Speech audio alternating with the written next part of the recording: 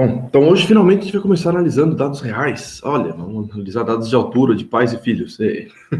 Dados reais, mas bem clássicos aí também, né? Mas eu só queria relembrar desse tipo de teste que a gente vai fazer hoje, que é esse TST de uma amostra, mas que é uma comparação entre elementos pareados, né? Então, TST de uma amostra é equivalente ao TST de elementos pareados, TST pareado, né? E o que a gente vai olhar aqui é um exemplo com remédios, né? Então, 81 pessoas tomaram um remédio, a média das pessoas antes era 80, e a média depois das pessoas era 100. E tem um desvio padrão da diferença. Então, pegar cada uma das medidas depois e subtrair da antes, e depois tirar o desvio padrão dá 100. E a pergunta aqui é se essa diferença entre as médias é dada pelo acaso, né? Tá? Como é que a gente resolveria isso? Primeiro é colocar isso dentro daqueles 5 passos, né, que a gente já está habituado. Estruturar a hipótese nula. O que seria essa hipótese nula? Seria de que a média antes é igual à média depois. Ou, que é a mesma coisa, né? Que a média da diferença é zero. Se a diferença entre as médias é o acaso, se aquele remédio está fazendo alguma diferença. A nula é que não está causando diferença alguma. Passo 2, estruturar a hipótese alternativa, que é trivial, né? Sempre, você já conseguiu definir a nula muito bem, a alternativa é só a consequência dela. Então, na verdade, você pode fazer esses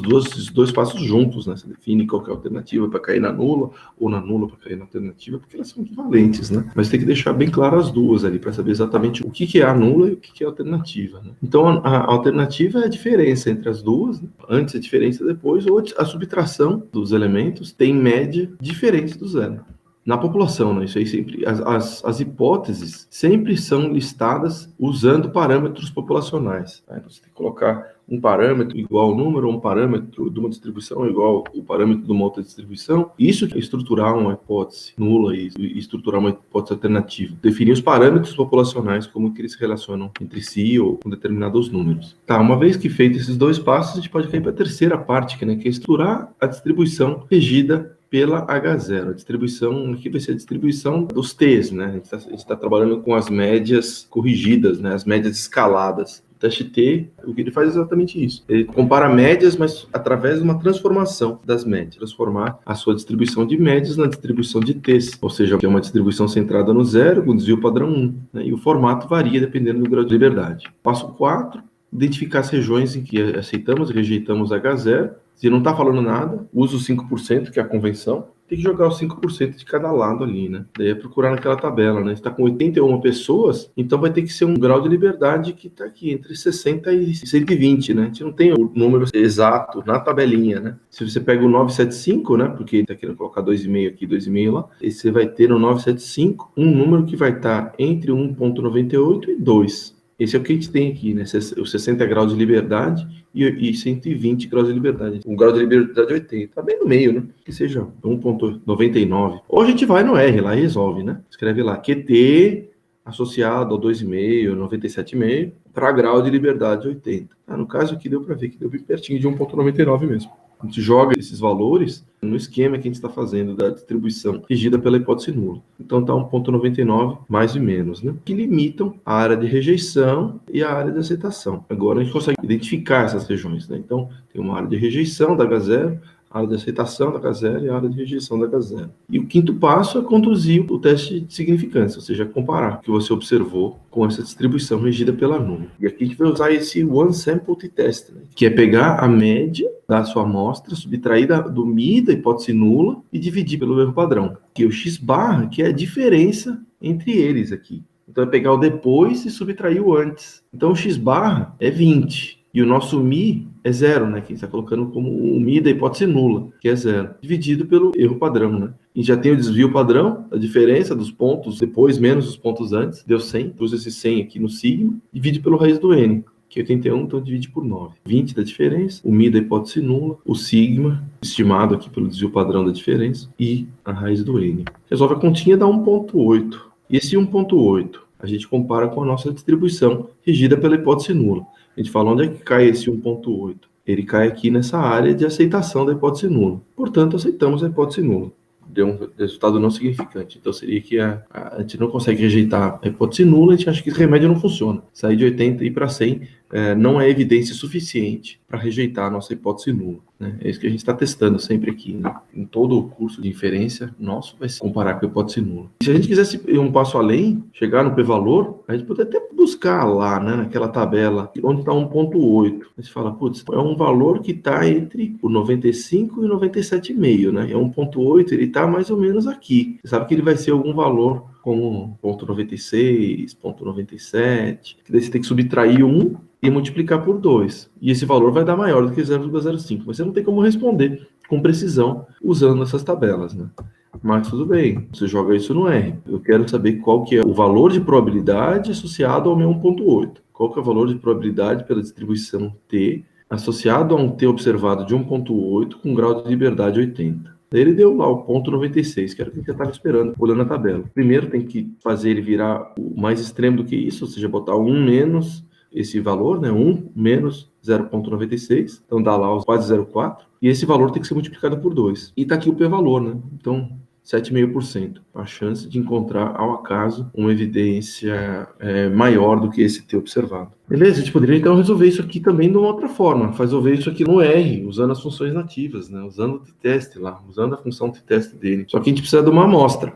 O R não é bom para quando você está fazendo esses exercícios já com as estatísticas, né? Ele é bom quando você tem o dado bruto, que você precisa processar esse dado. Mas quando a gente está querendo resolver isso aqui, a gente quer usar o R para fazer nossas contas, então a gente tem que simular a nossa amostra. Ou fazer esse mesmo caminho aqui, fazer todas as contas. Mas para usar a função nativa, que isso aqui é o jeito que a gente vai usar na hora da verdade, a gente vai usar o dado bruto, a gente vai ter a nossa amostra, a gente vai ter os valores de cada ponto da nossa amostra. Então, vale a pena aprender desse jeito aqui. Então, eu só vou simular, então, esses dados. Então, eu coloco um delta média, que é a subtração, depois antes, delta desvio, o tamanho da amostra. E daí, a gente cria uma amostra. Eu vou criar só a amostra das diferenças aqui, né? A diferença entre as médias vem de uma distribuição normal. Eu estou querendo fazer um teste T que assume que é uma distribuição normal, né? Aqui a gente começou a rodar sem olhar se estava ok isso aqui. Já tem que assumir que o dado bruto vem de uma distribuição normal. A sua amostra não tem que ser perfeitamente normal. É um bom indicativo, né? Se você tem uma amostra que se assemelha muito a uma normal, provavelmente sua população também vem de uma normal, né? Mas aqui a gente já tem que assumir, para usar o teste T, já tem que assumir que ele vem de uma distribuição normal. Então vamos lá. A nossa amostra das diferenças, né? A nossa amostra, que é a diferença entre os dois, entre o antes e depois, ele vem de uma distribuição normal, que tem aquele tamanho de amostra. E depois eu só tenho que escalar. Para conseguir dar o meu desvio e dar a minha média, é muito fácil se eu tiver uma amostra que tem média 0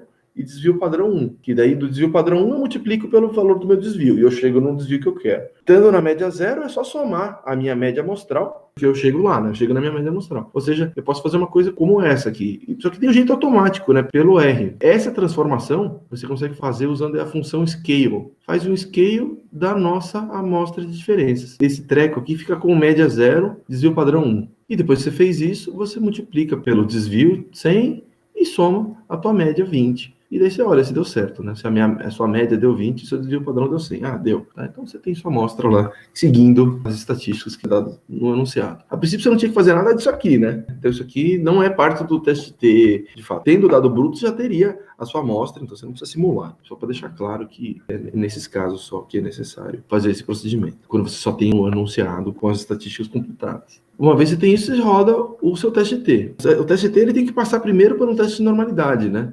Você tem que saber que você não está fazendo bobagem, só para lembrar aqui, né? A gente já sabe que vem de uma distribuição normal, mas na hora do vamos ver, você tem que vou usar um teste T. Eu estou assumindo normalidade, mas parece que veio de uma distribuição normal mesmo, e tem aquele teste Shapiro-Wilk que testa isso. A hipótese nula dele é que o seu dado vem de uma distribuição normal. Ele computa um p-valor nessa hipótese nula. Então deu 0,34, ou seja, você não tem evidência para rejeitar sua hipótese nula. Só que isso aqui é um teste de hipótese com todos os problemas que o teste de hipótese que a gente viu aí nas aulas anteriores tem. Então, por exemplo, se a gente tiver uma amostra muito pequena, a gente vai ter pouco poder. Então, com uma amostra muito pequena, você pode botar uma amostra toda troncha lá. Roda o teste Shapiro-Wilk nessa minha amostra troncha. Minha amostra troncha é de 3 elementos, um ponto para cada lado e o do meio baixo. Ele não vai conseguir nunca rejeitar, falar que isso não veio de uma distribuição normal. Não tem poder para isso. Vou assumir que tem normalidade, mas se eu coloquei uma amostra muito pequena, eu não tenho poder para conseguir rejeitar a minha hipótese nula de que é normal. Problemas de um teste de normalidade. Esse aqui é o melhor que tem, tá? E é uma droga também. É uma droga para lidar com amostras pequenas, né? Mas enfim, temos nossa amostra. A nossa amostra passou no teste de normalidade. E vamos lá, finalmente, para o teste T. De teste da sua amostra, comparando com o MI da hipótese nula. assumir é 0. E a hipótese alternativa é bicaldal, né? Two-sided. Ele vai rodar um teste T de uma amostra, o T deu 1,8 com grau de liberdade 80 e o p-valor 0,07, como você tinha visto lá. 1,8, né? Grau de liberdade 80, né? E o p-valor deu 0,75, alguma coisa, né? É a mesma coisa. E lembrando, o que é esse p-valor, né? Então, é a probabilidade que você consegue observar na hipótese nula que está maior do que o seu valor observado. Então, se o seu 1,8 está aqui, esse 7,5%, ele é esse pedaço aqui. Só como ele é um two-sided, o que soma 7% é esse pedaço daqui, junto com o pedaço simétrico do outro lado. Aquela multiplicação por 2 que a gente fez aqui, né? A multiplicação por 2 que a gente fez aqui. Só que, quando a gente roda o t-test aqui, simplesmente ele só solta o p-valor para a gente, né? Você fala, putz, mas o que eu faço? Tudo bem, a gente já fez antes, então a gente já sabe o que tem que dar, como é que interpreta. Mas se ele me desse só esse p-valor, eu tenho que comparar isso com o alfa. Ele deu para cima da área do meu alfa, né? Ele deu acima do meu alfa, portanto, eu tenho que aceitar a hipótese nula. Eu não tenho evidência suficiente para rejeitar a hipótese nula. Na aula passada a gente fez uma simulação mostrando que os valores de T, quando sua distribuição é normal, ele segue a distribuição T, né? Você está em vermelho aqui, né? Então, só botando essa formulinha aqui e fazendo amostragens, a gente produz empiricamente uma distribuição T de student, com um grau de liberdade correspondente. Se eu tivesse feito aqui nesse loop, eu tivesse computado também a distribuição das médias ao longo dessas amostragens e salvo esse valor, e eu posso depois comparar qual que é o valor do T com o valor da minha média amostral. Se eu fizer esse procedimento, eu tenho uma funçãozinha que associa as duas coisas aqui. Então, aqui são os valores de média, da distribuição das médias. Esse aqui é o meu Mi, esse aqui é o meu desvio padrão. Esses valores se associam a valores T, se associam aos valores T observado, seguindo essa função aqui.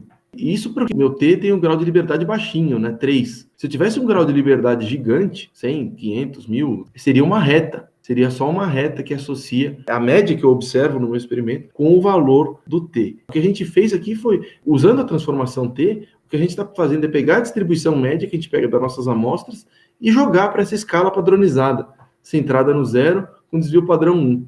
O que a gente está fazendo no final é uma comparação entre as médias. Aqui só corrigido para amostras pequenas, então ele não vira uma retinha bonitinha, ele vira essas saturações aí, aumenta aqui a derivada, né, nesse pedaço. Mas a gente está fazendo um teste de média. A gente está comparando a média da nossa amostra com o MID da nossa hipótese nula. Só colocando nessa outra escala, que é a escala de erro padrão. E centrando em 0. Tá centrado em 0, com desvio padrão 1. Então a gente pega qualquer distribuição de médias e escala para essa distribuição T que tem média 0, desvio padrão 1. Isso só funciona quando a gente tem aqui uma distribuição normal da população. Quando a gente colocou aqui uma distribuição assimétrica, bum, nada se encaixa, nada adere mais, né? A nossa distribuição T não adere na nossa distribuição empírica. A gente não pode usar, né? Ou seja, a gente não pode usar isso aqui quando você tem uma distribuição que não segue uma distribuição normal. Se sua população não segue a distribuição normal, você não pode usar essa ferramenta. Claro que você nunca tem acesso à sua população, então você vai ter que inferir isso também, né, pela sua amostra. Por isso que usa aquele Shapiro-Wilk test lá. Cara, você só tá falando sempre a mesma coisa. Você só fala de teste de hipótese de médias, só faz isso, é só isso esse curso. Não, o curso também tem teste de hipótese sobre variância também. Também sobre uma amostra única. E você pode fazer testes sobre esse outro parâmetro, um teste de hipótese sobre variância. Isso aqui faz sentido num contexto de produção. Então, o cara está produzindo parafuso e o parafuso tem que estar sempre centradinho na média, né? Então, suponha que uma empresa produz uma peça que precisa ter um certo comprimento com uma variabilidade muito baixa. Podemos pegar uma amostra dessas peças, medi-las e encontrar a variabilidade dessa amostra e realizar um teste de hipótese contra a variabilidade desejada, a variabilidade que se espera. E para isso a gente vai usar um outro teste, que é o teste quadrado. Então, eu estou querendo fazer um teste de variabilidade e eu quero comparar a variabilidade da minha amostra com a variabilidade que seria observada pela hipótese nula. E daí tem uma estatística, assim como tinha o T, que a gente comparava a nossa estatística amostral com o parâmetro populacional aqui, pensando em médias, aqui a gente tem a mesma coisa pensando em variâncias. Ó. Aqui eu vou fazer a subtração, eu vou fazer uma razão, eu vou colocar a variância da amostra, dividido pela variância populacional. Se tivesse só esse pedaço, eu esperaria algo como 1, né? Uma distribuição ao redor do 1. Mas o Q quadrado, ele também tem uma multiplicação pelo N menos 1. Pelo N da sua amostra menos 1. Então, não vai ser um negócio que vai estar centrado no 1. Ele vai andar. Quanto maior a sua amostra, mais essa distribuição de probabilidades vai andar. E aqui eu só plotei o Qi quadrado com grau de liberdade 1, com 4, 9, 20, 40. E quando você vai para grau de liberdade alto, o que acontece é que ela vai ficando mais e mais com cara de normal. E o que eu quero dizer com isso? Eu quero dizer com isso que o teorema central do limite funciona para outras coisas, que não só para a média. O teorema central do limite funciona também para a razão de variâncias. Ele funciona para um monte de estatísticas. Tudo que envolve soma, média, porque isso aqui no final é uma média, né? A variância é a distância média para a média, elevado ao quadrado. Então, para todo quanto é coisa que tem médias, que funciona o teorema central do limite. Notei que já viu que vira normal, mas só quando o seu n é gigante, né? Antes disso, ela matei. Para o Qi quadrado, né, para a razão de variâncias, vira normal, mas só quando o seu n é gigante. Antes disso, ele vai virar essa distribuição toda louca aqui, que é a distribuição Qi quadrado, principalmente com graus de liberdade baixo. Mas, enfim, esse aqui é uma distribuição, esse aqui foi um outro estatístico que desenvolveu essa distribuição, que é a distribuição Qi quadrado, né? E o nome do estatístico é Carl Pearson, né? Quem já mexeu um pouquinho com teste Qi quadrado, ou já mexeu com correlação, deve ter ouvido falar esse nome, Pearson. É um cara muito importante para estatística, desenvolveu muita coisa. E vamos usar esse teste Qi quadrado para comparar variâncias, então. Fazer um teste de hipótese sobre variâncias. E eu vou usar esse exemplo que eu tinha falado dos parafusos ali, né? Eu tenho um maquinário ok. Acabou de montar, então ele está produzindo parafuso com comprimento de 1000 micrômetros, parafusos de 1 centímetro, bonitinho, como deveria ser, com desvio padrão pequenininho ali de 1,5 micrômetros, seguindo uma distribuição normal, perfeito. Então eu vou ter uma distribuição de tamanhos de parafuso centrado no Mi com sigma 1,5. Desvio padrão 1,5. Mi 1000, sigma, 1,5. E está aí a nossa distribuição. E agora eu vou fazer amostragens. Eu quero construir a distribuição da hipótese nula e daquela que é útil para fazer comparação de variâncias. Então eu quero fazer uma distribuição de Qi quadrados observados. Então, eu vou fazer 1000 amostras de tamanho 10 e para cada uma dessas amostras eu vou computar qual que é esse Qi quadrado observado. Então, pegou uma amostra, eu vou tirar esses dados dessa população, dessa máquina que solta parafusos seguindo a distribuição normal, o média Mi e desvio padrão sigma, né? Então, essa aqui vai ser minha amostra de 10 elementos. E a partir dessa amostra eu calculo o meu Qi quadrado. Ou seja, peguei o n-1, botei ali, multipliquei pela variância, né? Então o desvio padrão elevado ao quadrado, e tudo isso eu dividi pelo sigma quadrado, pela variância da população, aquele 1,5 que ele tinha sido calibrado para funcionar. Esse aqui é o meu Qi quadrado, então, observado para cada amostra. Rodei isso várias vezes e depois plotei um histograma disso. E olha lá como é que está o histograma. Tem a distribuição empírica e a distribuição modelada pelo Pearson, né? Uma função que adere muito bem a essa distribuição empírica. Então, se eu faço a razão de variâncias multiplicado pelo n-1, eu produzo essa distribuição. E isso aqui é uma coisa que se relaciona muito bem com a variância amostral, né? Então, se eu fizesse aquele mesmo gráfico que a gente tinha visto antes para o T, né? Mas agora eu vou fazer para variância. Então, eu vou colocar os valores de variância da minha amostra. Eu posso ter pego 10 parafusinhos, tudo do meio ali. Então, tem uma variância 0. Eu tive o azar de pegar um pouquinho de cada, bem distribuído. Então, vai lá, variância 8. Esses valores de variância, eles se associam ponto a ponto, seguindo uma reta, com o valor de Qi quadrado observado. Isso é óbvio, né? Porque eu estou pegando... Isso aqui é uma constante. O n-1 é 9 nesse caso. O sigma é 1,5. O sigma quadrado é 1,5 vezes 1,5, né? Então, 2,25. Ou seja, eu estou pegando essa variância e multiplicando por uma constante. É só uma escalada nos valores, mas tem uma relação 1 para 1, seguindo uma reta entre a variância observada e o Qi quadrado observado. Beleza? Só para mostrar que isso aqui, de fato, fala alguma coisa sobre variância. E isso funciona muito bem para quando você tem uma distribuição normal. A população segue uma distribuição normal. Se eu ponho aquela distribuição troncha nossa, bicaudal, assimétrica, aí o empírico cai de um lado e o fit que eu tinha feito cai do outro. O ajuste pela função desenvolvida pelo Pearson, né? Uma coisa não adere à outra. Ou seja, não dá para usar o teste Qi quadrado quando a sua população não for normal. Você nunca tem acesso à população, tem que fazer o teste, então tem que fazer lá o Shapiro-Wilk de novo e ver se sua distribuição amostral provavelmente veio de uma distribuição normal mesmo. Fazer esse teste de hipótese de normalidade. Ou seja, é uma coisa que só funciona para normais, né? Essa aderência só acontece aqui. E vamos fazer um teste, então? Vamos usar isso aqui, vamos fazer um exemplo disso aqui, então, para aquele exemplo do parafuso, né? Então, o maquinário OK gera peças de 1000 micrômetros com desvio padrão 1,5, tá? Aquela distribuição que a gente já tinha visto. Uma amostra de 10 peças tem, em média, 1000 micrômetros. Opa, beleza, tá curado, dá para ver aqui. Deu exatamente em cima.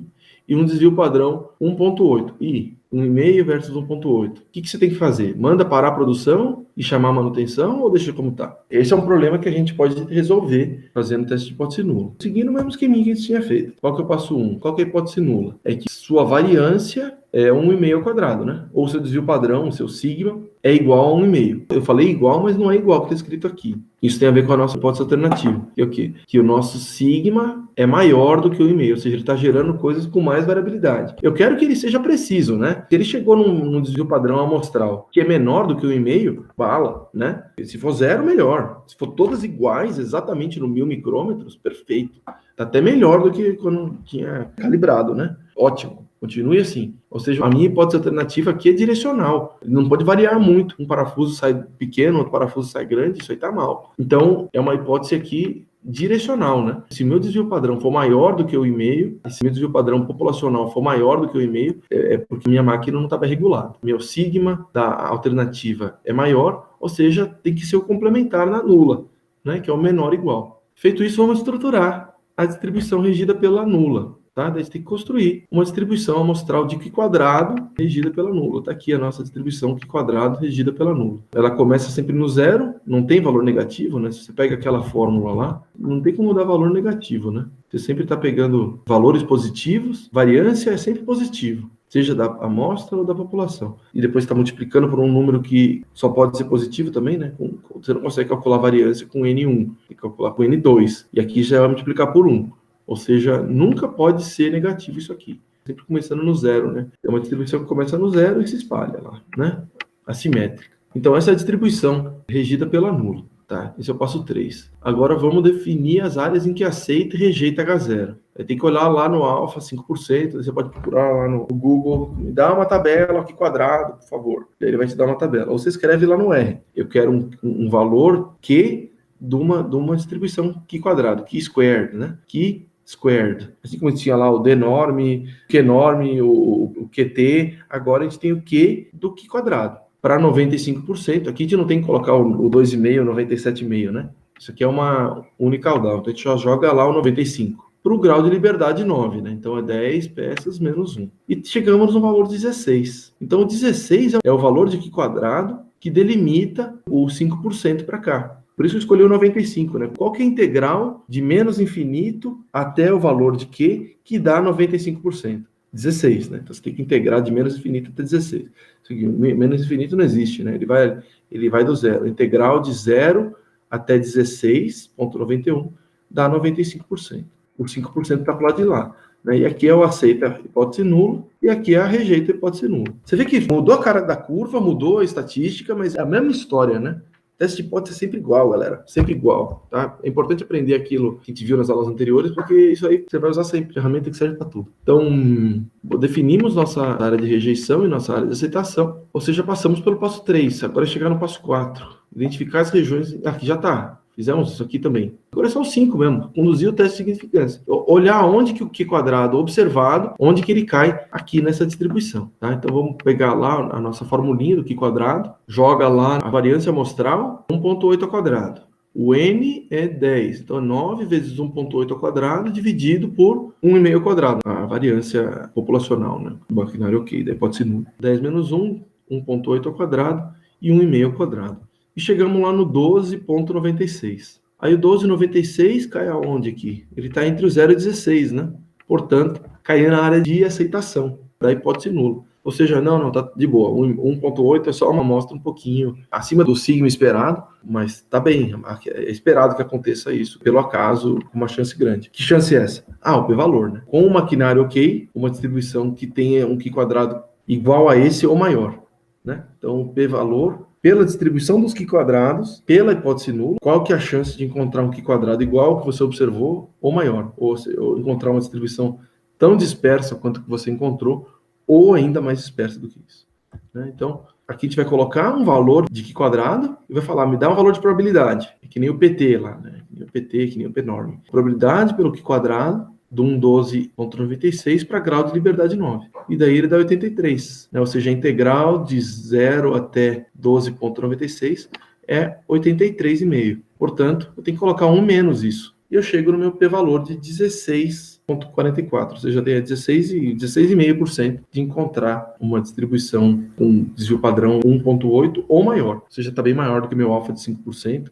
Bora aceitar isso aí sem problema. Aceitar essa hipótese nula sem problema. E dá para fazer isso no R. E não é mais t-test, agora vai ser uma que chama var-test. E podemos testar isso aqui, então, fazer esse caminho todo usando uma função do R. De novo, precisa das medidas, né? Precisa da nossa amostra. E já definindo os parâmetros da nossa população. 1.000, 1,5, o tamanho da amostra é 10, a média da minha amostra é 1.000, e o desvio da minha amostra é 1,8, né? Um pouquinho maior. Aí faz a amostra, tem que fazer no R-norm, porque já está a teste T quadrado assume que é uma distribuição normal. O scale multiplicado pelo desvio da amostra, mais a média da amostra. Isso aqui ele gera um outro formato no R, ele chama de data frame. É só um outro jeito de você representar tabelas, volte a ser valor numérico. A função que a gente vai usar, ela precisa trabalhar com um vetor mesmo, ela precisa trabalhar com um valor numérico. Mas enfim, detalhe aqui, só mudando o formato da variável, né? Só definimos ela como numérico. E daí tira a média, desvio padrão da amostra, perfeito, fizemos exatamente como a gente queria. E lembra da premissa, né? Testa a premissa, parece que é normal mesmo. Não tem evidência suficiente para rejeitar a hipótese nula de que é normal. Toca o barco e usa a função var-test. Essa função var-test, eu uso uma coisa que é muito parecida com o jeito que se escreve a t-test, né?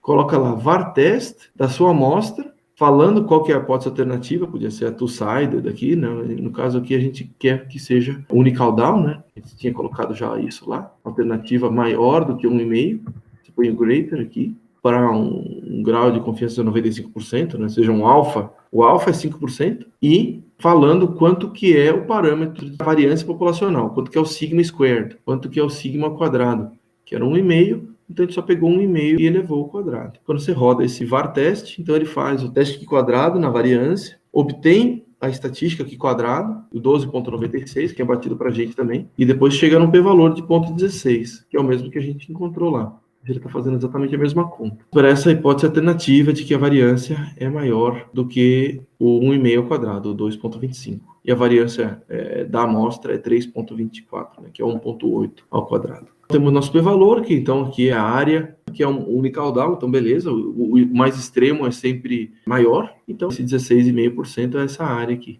E matamos, tá? Temos agora um teste para trabalhar com média e um teste para trabalhar com variância de uma amostra. A chatice é que só funciona quando a população é normal. E daí eu digo de novo, eu boto lá para vocês. Lembra da botinha lá que ajuda, né? Por que reamostrar? Você não exige que suas distribuições sejam normais. Você não exige que o tamanho da amostra seja grande, né? Aquela história de você não conseguir testar se é normal ou não, né? Se você tem uma amostra muito pequenininha, você não consegue fazer um teste de hipótese de se veio de uma distribuição normal ou não. Então, poxa, não usa.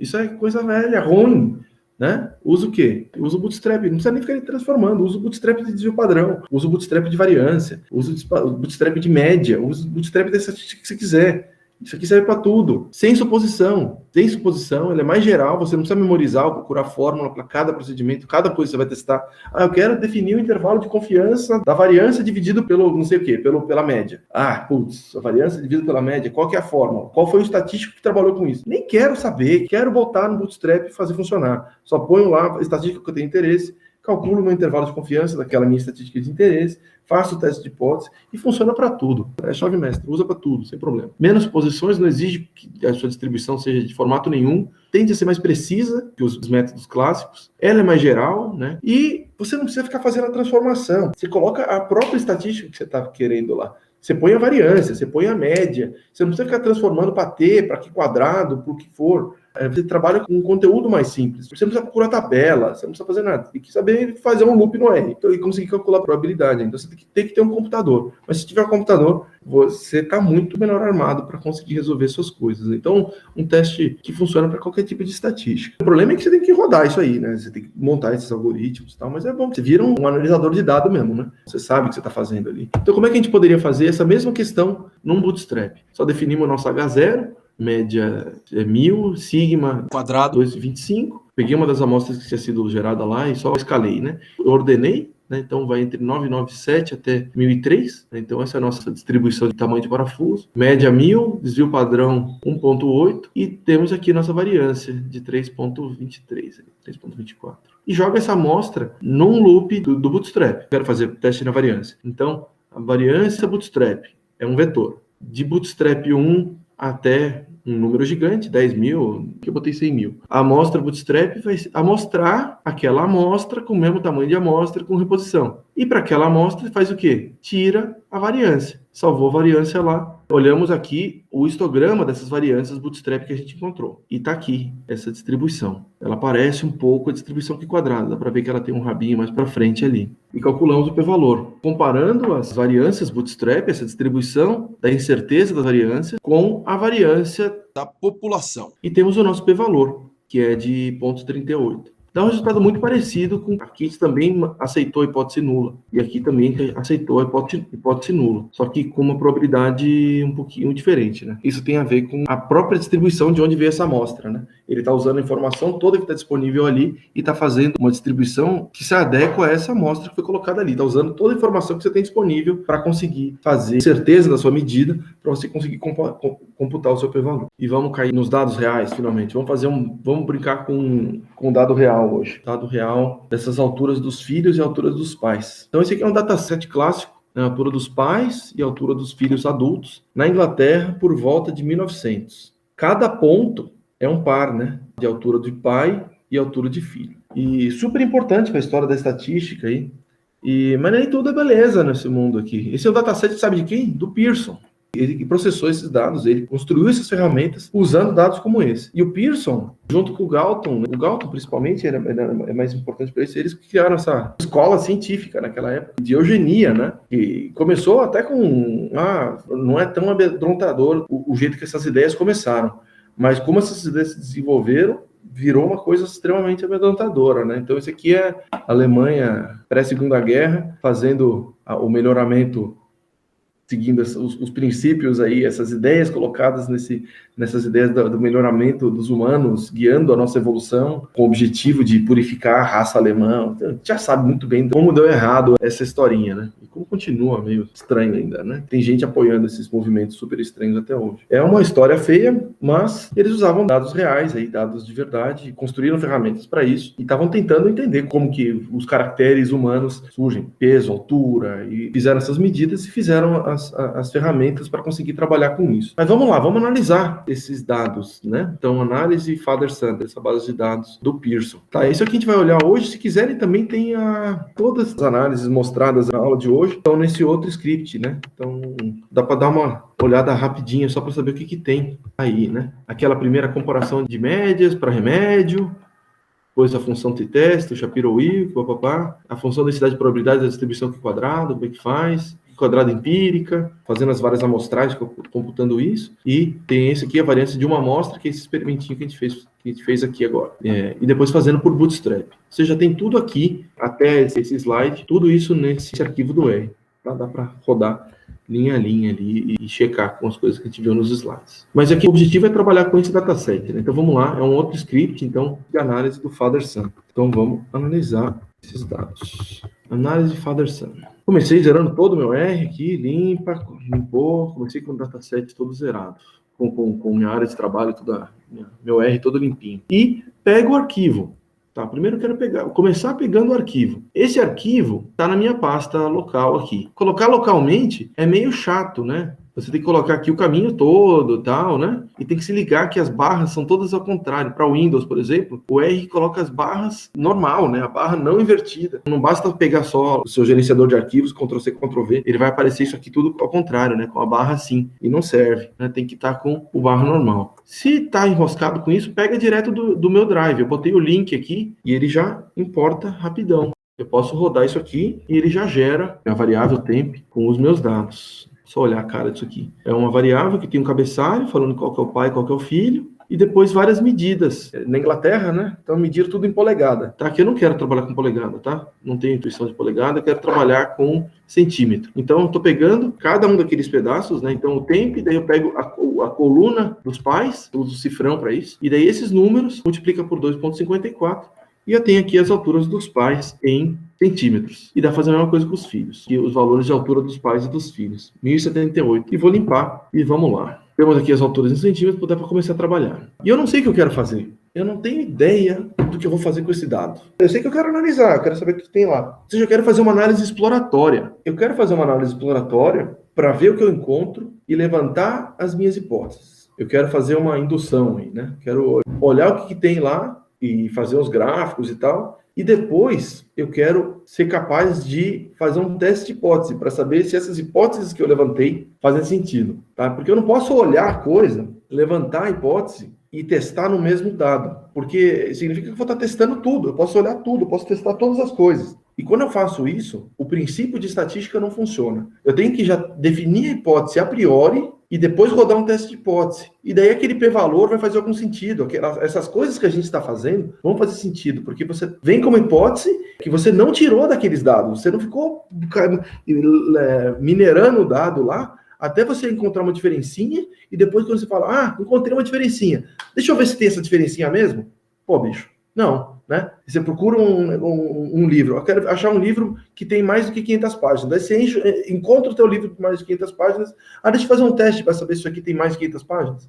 Não faz sentido, né? Então você tem que fazer a sua exploração, a sua mineração de dados, num conjunto de dados diferente daqueles que você vai usar para usar a sua hipótese. Ou seja, se olhou tudo de uma vez, minerou no dado original, você azedou seu dataset. Eu não quero azedar o dataset. Então, a primeira coisa que eu vou fazer é pegar um pedaço dele. Tem lá 1038, vou pegar 500. Vou pegar 500 valores e vou usar esse conjunto de dados para minha análise exploratória. Vou usar só esse conjunto de dados para minha análise exploratória. E depois que eu fiz isso da minha análise exploratória, eu vou fazer um outro conjunto agora para validar. Eu vou pegar o conjunto complementar desses dados para fazer a parte de validação. Vamos fazer a nossa exploração dos dados. Eu fui bem cuidadoso. Esse aqui já é o plot de exploração. Eu escolhi aleatoriamente, mas eu defini um seed aqui. Botei meu SIAP aqui. Vocês põem o RA de vocês. Sempre aleatorizado da mesma forma. Eu coloco aqui, set seed. Me dá números aleatórios, seguindo de uma distribuição normal. Eu quero 3 números. Se eu escolher de novo, ele vai me dar um outro conjunto de números aleatórios. Mas se eu rodar de novo o seed, eu zerei a randomização. E depois eu escrevo de novo esse rnorm 3, ele me dá exatamente os mesmos 3 números. E se eu rodar de novo o rnorm 3, ele me dá exatamente os mesmos 3 números. Então você consegue controlar randomizações. Um tempo atrás eu trabalhava com simulação de rede neural e tal. Eu trabalhava com MATLAB só naquela época. E estava rodando no meu computador e eu queria fazer aquele negócio rodar mais rápido. Daí eu abri outros computadores, eu peguei todos os computadores do lab lá, não tinha ninguém, eu estava rodando à noite. Peguei todos os computadores, liguei todos, botei todos eles para rodar no MATLAB, a minha simulação. Ficou a noite inteira rodando. Olha, no dia seguinte, pego cada um dos arquivos, as simulações deram todas iguais. A simulação deu determinada média, determinado desvio padrão. No computador 1, no computador 2, no computador 3, no computador 4. Quando você liga o MATLAB, ele já começa com um seed único. Eu não sei como é que é no R aqui. Seria muito mais razoável se o MATLAB usasse o seed do tempo, de alguma coisa para ficar aleatório mesmo, né? Não sei se eles quiseram facilitar para alguém, mas para mim foi horrível. E eu não entendi, e demorei para perceber esse problema. Toma cuidado na hora que estiver aleatorizando. Se você quiser coisas aleatórias mesmo, você está fazendo um experimento, coletando um dado, você liga o computador e coleta o dado, condições aleatórias com aquele sujeito. Desliga o computador, aí você liga o computador de novo, com um novo sujeito. Você queria que fosse uma coisa aleatória, mas não, vai cair na mesma aleatorização que foi feita para aquele sujeito do dia anterior. Então, define um seed aleatório que você não vai ter erro com isso. Estou aqui nos meus dados de pai e filho, quero pegar um conjunto aleatório, mas agora eu quero que seja sempre o mesmo. Eu quero que seja exatamente aquele que eu já tinha graficado antes. E vou pegar as posições em que eu vou explorar. Eu quero pegar 500 pessoas aqui. Eu vou pegar daquele vetor de 1 até 1078, eu vou amostrar 500. E eu vou amostrar aleatoriamente segundo esse seed aqui. E esses vão ser minhas posições selecionadas, meus conjuntos de pais e filhos aqui. Cada número aqui indica um parzinho, né? Esse aqui vai ser a posição desses vetores que eu vou selecionar. Vou colocar lá a altura do pai e a altura do filho. Aqui como esse conjunto parte, né? Eu peguei do conjunto completo e falei, me dá só uma parte. Então agora eu tenho o parte, que é 500 aqui e 500 ali. Filho parte, pai parte. E aqui são os valores de altura, né? Esse filho com esse pai, esse filho com esse pai, esse filho com esse pai. E eu vou fazer o plot. Eu fiz direito, vai dar exatamente o mesmo plot que tinha no meu slide. Esses 2 pontinhos aqui, esses 3 pontinhos aqui, esses 2 pontinhos aqui, esses 3 pontinhos aqui. Vai dar exatamente igual. Tá? Então eu estou usando o mesmo dataset para não azedar. Beleza, e aqui a altura do filho e a altura do pai. Vamos explorar esses dados. Qual que é a primeira coisa que você vê aqui nesses dados? Parece uma bola, né? Mas vocês notam que tem uma bola que parece que está meio subindo aqui, né? Se tivesse que juntar, seria talvez essa elipse aqui, né? Ó. Parece que pais grandes têm filhos grandes, né? Por que não tem pai enorme com um filho muito pequeno? Por que? Não sei, né? Mas tem a ver com genética, né? Se o pai é muito grande, não consegue ter um filho muito pequeno, né? Aqui é um período todo pré-genética, né? O Galton, por exemplo, é primo do Darwin, da mesma época ali, né? Eles estavam querendo ver essa questão de evolução, mesmo sem ter uma parte de genética de fato. O Galton que criou esse termo eugenics. E eu acho que um pouco da terminologia genética deve ser associado a ele. Eu não sei qual é a história da palavra genética, mas talvez tenha um pouco a ver. Mas enfim, temos aqui a nossa associação entre as alturas dos pais e dos filhos seguindo essa elipse. Pais altos têm filhos altos. Faz sentido, né? A genética é importante. Então, temos o primeiro pedaço ali. Tá, então parece que tem uma associação. Se eu fizesse depois, você podia ver uma correlação, tal. Por enquanto a gente não vai olhar, mas só dizendo, talvez a gente pudesse fazer uma regressão, uma correlação ali, conseguiria enxergar coisas interessantes. O que tá ruim aqui? Eles estão numa escala diferente, né? Os pais estão de 1,50 a 1,90, os filhos, sei lá de que ponto, até mais de 1,90. Bota tudo numa escala só, tanto o pai quanto o filho. Então, botei os dois na mesma escala. 150 a 200. E eu vou desenhar a linha XY. E as mães? Não tem os dados das mães. Devia, né? Seria mais legal. Parece que tem mais ponto em cima do que ponto embaixo, né? Então isso aqui tem uma coisa a mais. Além de ser uma associação de pai grande e filho grande, parece que tem uma coisa aqui falando que os filhos são maiores. Os filhos são mais altos que os pais? Ou será que é só ilusão de ótica? Podemos testar se é ilusão de ótica, né? A gente pode fazer o teste T de uma amostra. Pode olhar isso. E faz um delta ali, da altura do filho menos a altura do pai. Temos lá nosso delta com um montão de número, um montão de diferentes. Esse delta deu 2,57. É porque os filhos nessa época têm maior acesso ao alimento e à qualidade de vida. Provavelmente. Aí crescem mais. Pode ser uma ideia boa essa daí. Gostei. Os filhos, em média aqui, né, nesse subset que a gente fez, eles são 2,57 centímetros maiores que os pais. A gente pode fazer agora o nosso teste T. Vamos ver se isso aqui difere do zero. Será que isso aqui não é só variação estatística? Vamos rodar esse T-teste. E o nosso t-teste deu o valor t, né? Então, a diferença entre as médias normalizadas pelos erros padrões, para o grau de liberdade de 499, né? 500 pessoas, deu um p-valor minúsculo. Deu um p-valor minúsculo, ou seja, eu rejeito minha hipótese nula. Eu rejeito que é zero, ou seja, não parece que não é só acaso, não. Não é um teste de hipótese. Eu estou levantando as minhas hipóteses aqui, usando o teste de hipótese para levantar minhas hipóteses. Tá, mas parece que os filhos são mais altos que os pais. E talvez seja a explicação que o Raul falou que os filhos teriam mais acesso a alimento. Lembrar que isso aqui é a Inglaterra, Revolução Industrial, nos 1900, né? Um lugarzinho bravo. Talvez tenha uma questão de comida aí mesmo, que seja importante. Talvez seja melhor de qualidade de vida, né? Então, os filhos têm uma condição de vida melhor que a dos pais. Se desenvolveram num ambiente melhor, enfim, aí é especulação, né? A gente não tem acesso a essas coisas agora. O fato é que os filhos são mais altos que os pais, pelo menos nessa análise exploratória. Mas no caso, usando two-sided não significaria que as alturas são diferentes? Podendo os filhos serem maiores ou menores? Sim, eu fiz um teste two-sided, sim. Poderia ter colocado um greater aqui, né? Aqui eu já dei um p-valor ridiculamente baixo. Se eu botar um greater, vai ficar menor ainda. Esse aqui era o two-sided, né? O bicaudal, e aqui colocou um unicaudal. Então ele ficou mais estreito ainda. Se quiser testar que os filhos são maiores que os pais, você bota o greater. Mas eu só botei o two-sided como padrão, mas você tá certo. Dá para fazer assim também. Eu respondi, não. Usando um two-sided, a gente tá falando que era diferente. Mas a gente sabe quanto que é a média, né? A média, de fato, é positiva. A gente fez um teste que ele é mais conservador, né? Com o teste conservador, já rejeitou a hipótese nula. Daí você olha lá qual que é a diferença entre as médias. Deu positiva. Então você fala, poxa, é greater mesmo, né? Então, fazendo um teste de hipótese bicaudal, mas olhando depois a diferença entre as médias, você já pode assumir que deu maior mesmo. Beleza? Putz, será que era normal? Será que eu estou usando isso aqui? Aí é Rodal, Shapiro. Eu botei um dado que é normal, né? E ele fica sempre aceitando a hipótese nula, né? Para o meu dado normal. Não, de vez em quando não, ó. Botei 500 números aqui, ele rejeitou a minha hipótese nula. Tá, mas ele rejeita com alfa de 5%. Se você botar uma distribuição normal, ele tem 95% de chance de aceitar a hipótese nula. Ah, me perdi aqui, cara. Tô cansado. Usando um alfa de 5%, ele vai rejeitar a hipótese nula em 5% das vezes, né? Mas ele rejeitou, mas com uma estatística bem próxima de 1 aqui, né? Quanto mais perto de 1 ali, é mais próxima da normal. Ele está reconhecendo tudo como normal mesmo. E vamos olhar como é que está pro nosso caso, né, das diferenças. Tá, ele também deu um número muito perto de 1 e um p-valor grandão, ou seja, parece que é normal mesmo. Então podemos usar teste T. Beleza, estamos usando e deu bonitinho. Isso aqui eu só queria mostrar uma outra coisa, porque o t-test, ele faz um monte de coisa, além de teste T de uma amostra. Eu falei que o teste T pareado era igual ao teste T de uma amostra. Eu queria mostrar isso para vocês. Então, eu vou pegar isso aqui e vou escrever de outro jeito. E vou colocar aqui o do filho, aqui o do pai, falar que o mi é 0, e eu vou colocar um paired. Paired igual a true. Falar que o dado é pareado. Falar que o dado é pareado. Eu quero ver se roda isso aqui. Rodou. Rodou e deu igual. Ó. Rodou e deu igual. Então aqui é o delta e aqui é a altura do filho e a altura do pai. Deu o mesmo T, deu o mesmo grau de liberdade, deu o mesmo p-valor, tá? Deu o mesmo intervalo de confiança da diferença também. Esses dois jeitos de escrever são equivalentes. Vou aqui só anotar.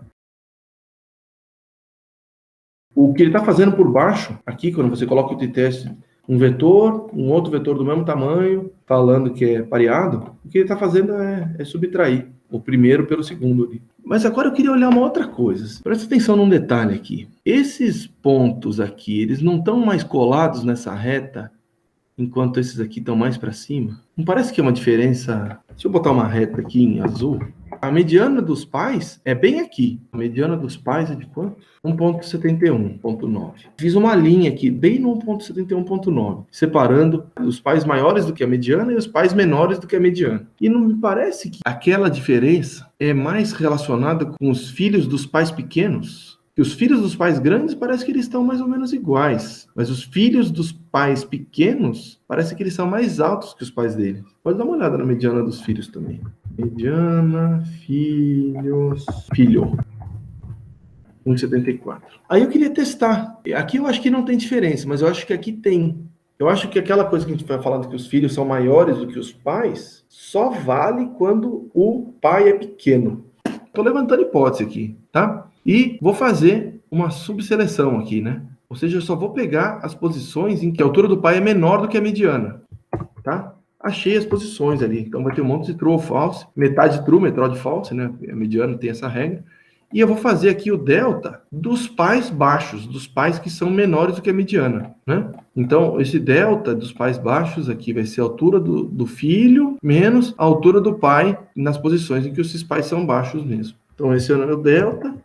Eu olho lá a minha média. A minha média deu 5. Ó, putz, deu muito maior, né? Lembra aquela outra média? Aquela média delta é 2,5. Mas a média do delta, quando os pais são baixos, deu gigantona. Então é 5 centímetros mais alto, na média. Vamos ver se rola agora, olhando o Shapiro, né? Normal, beleza. Vamos fazer outro teste para ver se bate também.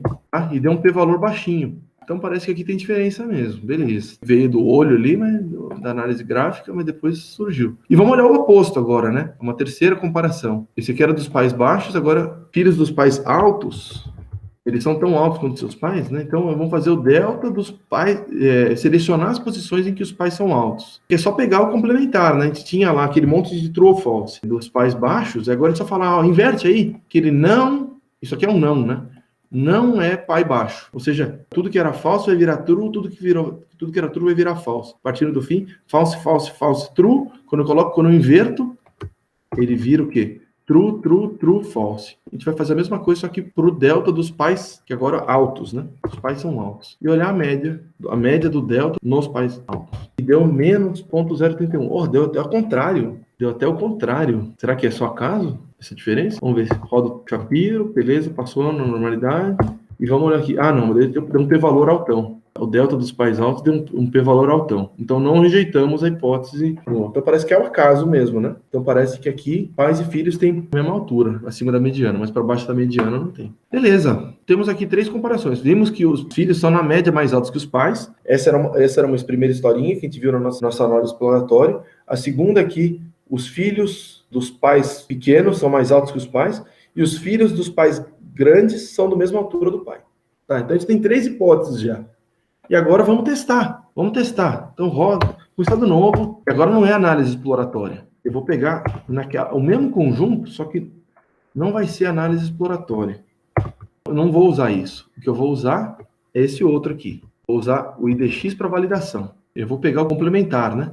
Eu pego daquele mesmo vetor que eu tinha usado para sortear. Quais foram os que tinham sido selecionados? E eu pergunto, ele faz parte? Quando eu faço isso aqui, ele vai falar, ó, um monte de true ou false. Às vezes ele é, às vezes não é. Eu falo, é o contrário disso. É o que você não pegou. Esse que eu vou chamar de validação. Então, eu peguei a minha validação só com os complementares. E agora eu vou ter a outra parte dos dados. Se lá eu tinha 500, agora eu vou ter 578, tem um pouquinho mais. Então, agora vamos testar essa história que a gente tinha falado. Vamos rodar essa mesma coisa, olhando nossas hipóteses, né? E primeiro, ó, os pais são maiores do que os filhos? Os pais são diferentes dos filhos para maior? São. Olha, validei aquela hipótese que eu testei, tá bem. Eles são maiores, na média, e isso não aparece pelo acaso. Beleza, agora eu tô guiando minha hipótese, né? Eu já levantei a hipótese, eu estou testando de fato. E eles, de fato, deram maiores. Aí passa na normalidade, né? A gente vai ter testado isso antes. Agora vamos fazer aquela coisa dos pais baixos. Os pais baixos passa na normalidade e roda o t-test e deu que são maiores mesmo. Que os filhos dos pais baixos são maiores do que os próprios pais, né? Validamos a segunda hipótese também. E agora vamos naquela terceira, né? Dos pais altos, que a gente espera que não tenha diferença. Não tem diferença. Passou. Vamos ver o t-test. O t-test deu 0,5.